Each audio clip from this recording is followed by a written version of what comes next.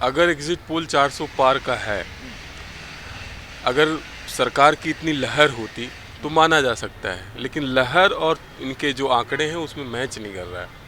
मेरा ऐसा मानना है कि ये थोड़ा ज़्यादा करके दिखा रहे हैं, थोड़ा नहीं बहुत ज़्यादा करके 100 सीट ज़्यादा बता रहे हैं। 100 सीट आंकड़े की जो बात है ये आंकड़ा फेक है, किताबी है। ये सीधा सीधा प्रशासनिक अमले पर दबाव बनाने का, मीडिया पर दबाव बनाने का, और निर्वाचन आयोग तो आप देख ही रहे हैं किस तरीके से गेम खेल रहा है। निर्वाचन अधिकारी वो अंपायर हो गया है गांव का, जो हाथ उठा ही नहीं रहा है, नो बॉल आउट का सिग्नल ही नहीं दे रहा है।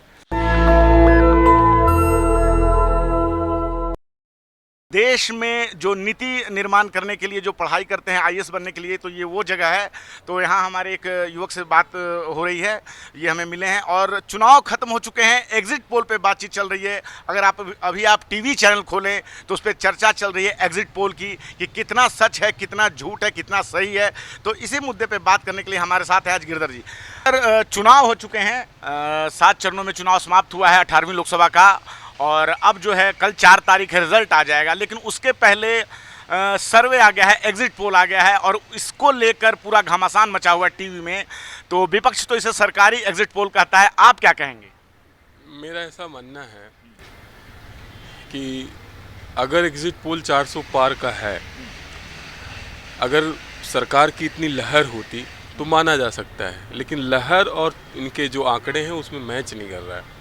मेरा ऐसा मानना है कि ये थोड़ा ज़्यादा करके दिखा रहे हैं, थोड़ा नहीं बहुत ज़्यादा करके 100 सीट ज़्यादा बता रहे हैं। 100 सीट ज़्यादा बढ़ा रहे हैं? जी जी। तो आप ये मान के चलते हैं कि 300 सीटों के आसपास जो है एनडीए गठबंधन रहेगा या एनडीए रहेगी?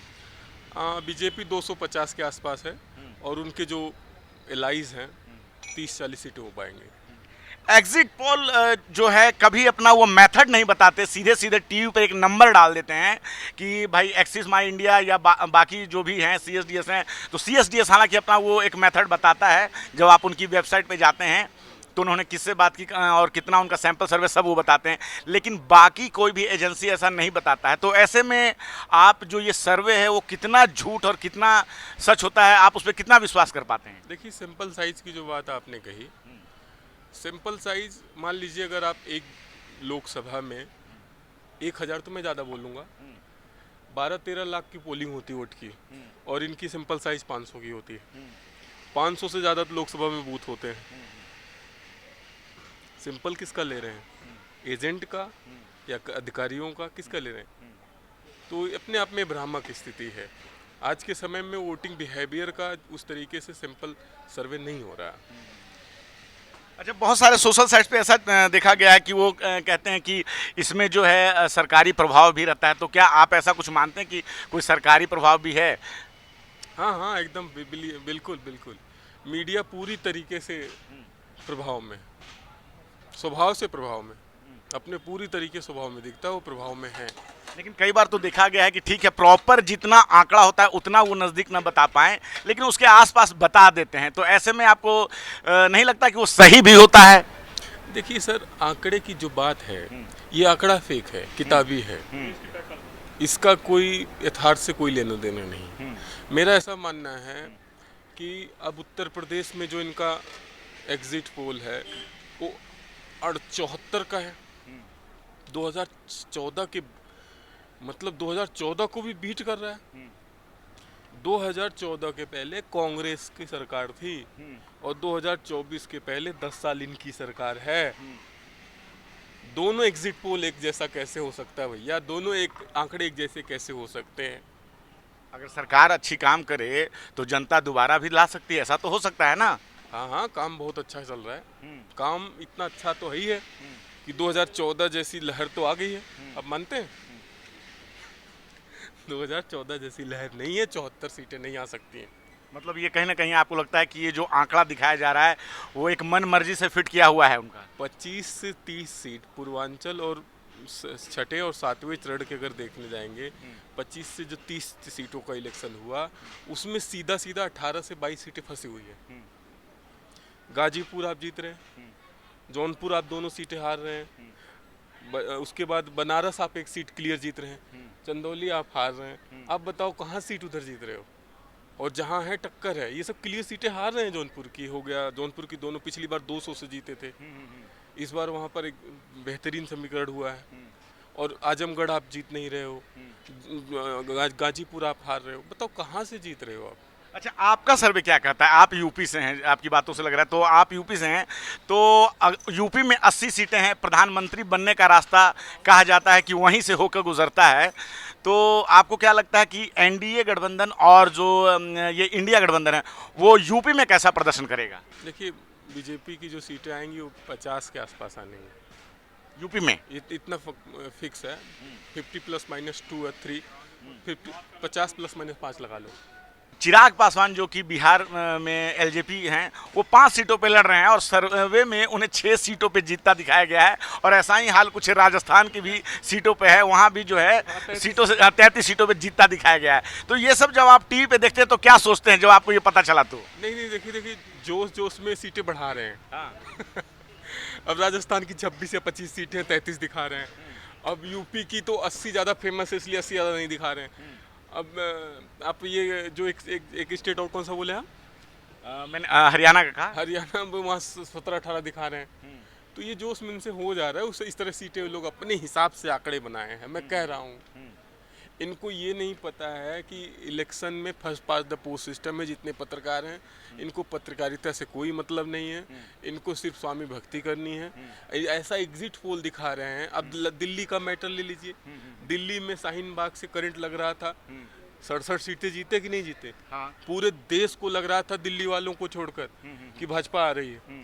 पश्चिम बंगाल में पूरे देश में लग रहा था भाजपा आ रही है, लेकिन सिर्फ बंगालियों को नहीं लगा, बंगाल के लोगों को नहीं लगा। अब ये देखिए, ये इस तरीके से माहौल कौन बना रहा है? हमारे आपके लिए माहौल कौन? जनता नहीं बना रही माहौल, जनता मीडिया वाले लोग बना रहे हैं माहौल।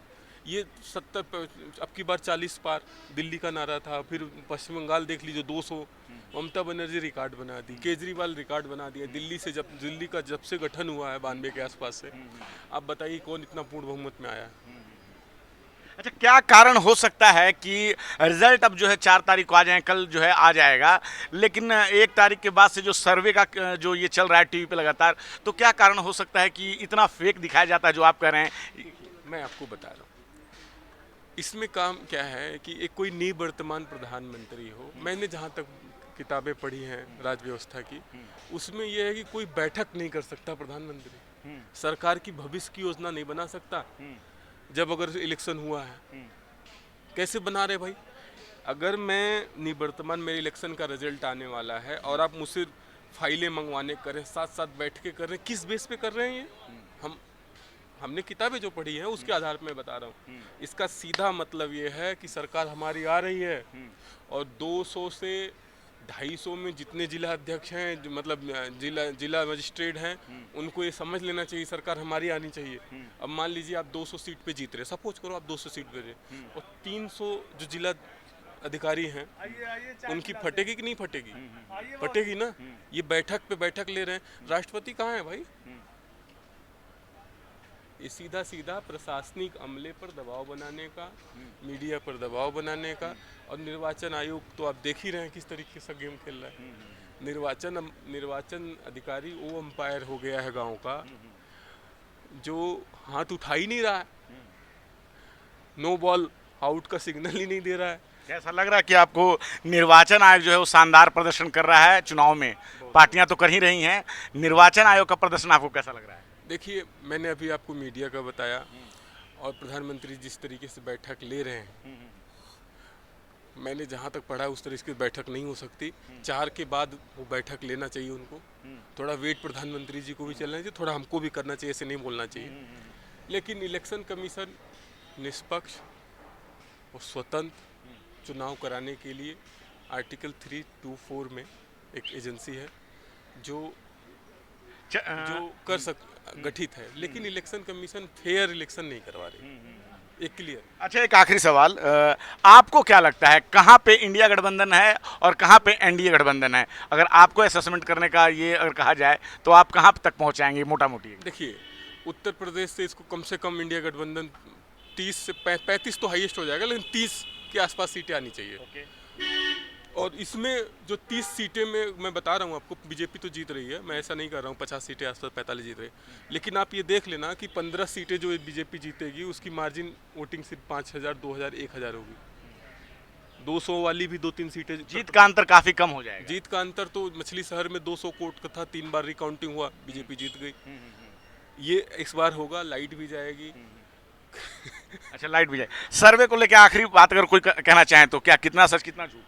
सर्वे देखिए, अपने मेरे हिसाब से तो सर्वे बहुत ज़्यादा एक्सेस दिखा रहे हैं। इतनी लहर तो नहीं थी, हमको इतना लहर तो 14 में भी नहीं था।